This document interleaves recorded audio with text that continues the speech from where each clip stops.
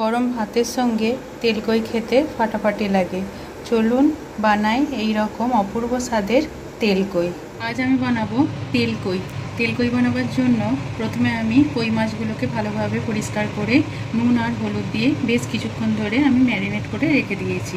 অপরদিকে আমি এখানে কিছু মশলা নিয়েছি।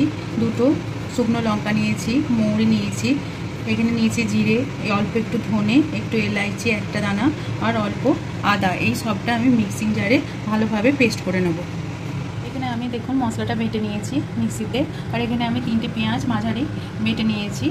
আর এবার আমি একটা প্যানকে গ্যাসের উপর চাপিয়ে দিয়েছি, তাতে আমি সর্ষের তেল দিয়ে দিয়েছি। সর্ষের তেলটা আমার গরম হয়ে গেছে, একদম ফুল গরম করব না, মাঝারি গরম করে এবার আস্তে আস্তে আমি মাছগুলো দিয়ে দেবো।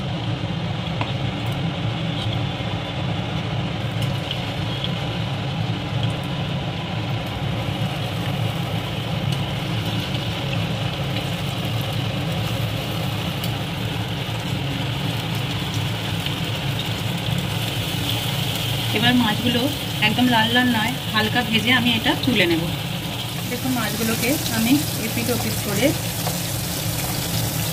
এই পর্যায়ে আমি মাছগুলোকে তুলে নেব।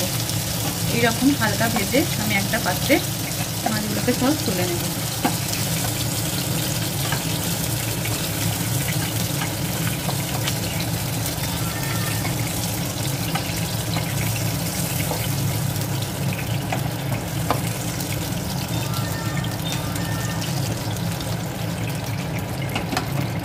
এবার এর মধ্যে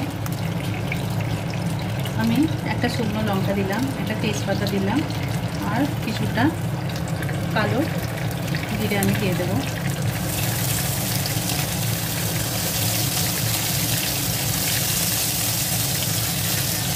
এবার এটাকে ভালোভাবে তেলের সাথে নেড়ে নেব।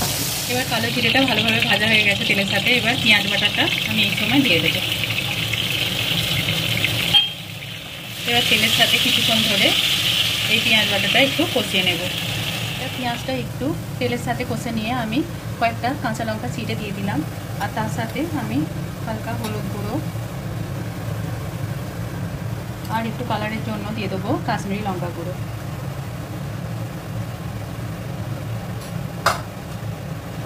এই সবটা আমি একটু ভালোভাবে পেঁয়াজের সাথে কষিয়ে নেব। মশলাটা ভালোভাবে মিশিয়ে নেওয়ার পর আমি মিক্সিতে পেস্ট করা মশলাটাও দিয়ে দিলাম। এবার ভালোভাবে এটা কষিয়ে নেব একসাথে, যতক্ষণ না এর থেকে তেলটা আলাদা হচ্ছে। দেখুন কষতে কষতে মশলাটা একদম শুকনো হয়ে গেছে আর তেলটাও সেপারেট হতে লেগেছে। এই সময় আমি এখানে টমেটো আমি কেটে নিয়েছি, একটা টমেটো, সেটাকে আমি দিয়ে দিলাম। এবার এই মশলার সাথে একটু ভালোভাবে নেড়ে চেড়ে নিলাম। টমেটো দেওয়ার সঙ্গে সঙ্গে আমি পরিমাণ মতো দিয়ে দেবো নুন।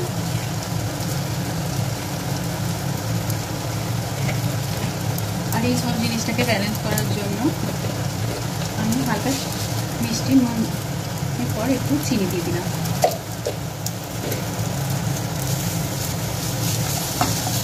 এবার এই সমস্তটাকে আবার একটু ভালোভাবে তেল ছাড়া পর্যন্ত এইভাবে কষে নেব। মশলাটা কষতে কষতে দেখুন তেলটা ছাড়তে লেগেছে আর একটা মাখো মাখো ভাব চলে এসছে, টমেটোগুলো সব গলে গেছে। এই সময় আমি পরিমাণ মতো জল দিয়ে দেবো। খুব বেশি জল দেবো না, একটু কারি কারি মতো জল দিয়ে দেবো।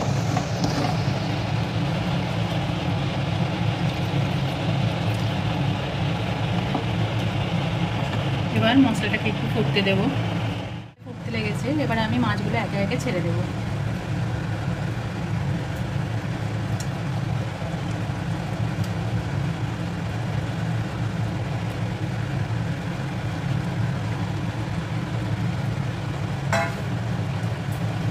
এবার একটু উল্টে পাল্টে দিয়ে দিলাম।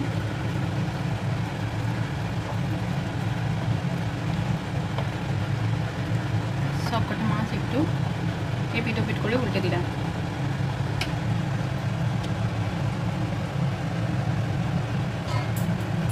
এবার ঝোলটা একদম লো ফ্লেমে আমি 6-7 মিনিটের জন্য এইভাবে চাপা দিয়ে রান্না করে নেব। এবার কিছুক্ষণ বাদে আমি ঢাকনাটা তুলে নিলাম। দেখুন কত সুন্দর কালার এসছে আর মাছগুলো প্রত্যেকটা ভালোভাবে সিদ্ধ হয়ে গেছে। এবার একটু নেড়ে চেড়ে দিয়ে আমি গ্যাসটাকে বন্ধ করে দেব আর এই ঢাকনাটা চাপিয়ে আমি কিছুক্ষণের জন্য এটাকে রেস্টিং টাইমে রেখে দেবো, তারপর পরিবেশন করব। এবার আমি কিছুক্ষণ বাদে আমি ঢাকনাটা তুলে নিলাম। দেখুন কত সুন্দর তেল জমেছে আর দেখতেও অপূর্ব হয়েছে। এইভাবে তেলকই করলে খুবই অসাধারণ খেতে হয়। আর এটাকে আমি একটা পাত্রে এবার পরিবেশন করে নেব। দেখুন তেলকইটা আমি গরম ভাতের সঙ্গে পরিবেশন করেছি। এটা খেতে অসাধারণ লাগে, একদম পারফেক্ট তেলকই তৈরি হয়েছে। এইভাবে আপনারাও করে দেখবেন আর কেমন রেসিপিটা লাগলো অবশ্যই জানাবেন। আমার এইরকম রান্না যদি আপনাদের ভালো লেগে থাকে আমার চ্যানেলটিকে সাবস্ক্রাইব করবেন আর আমার ভিডিওগুলো শেয়ার করবেন। ধন্যবাদ।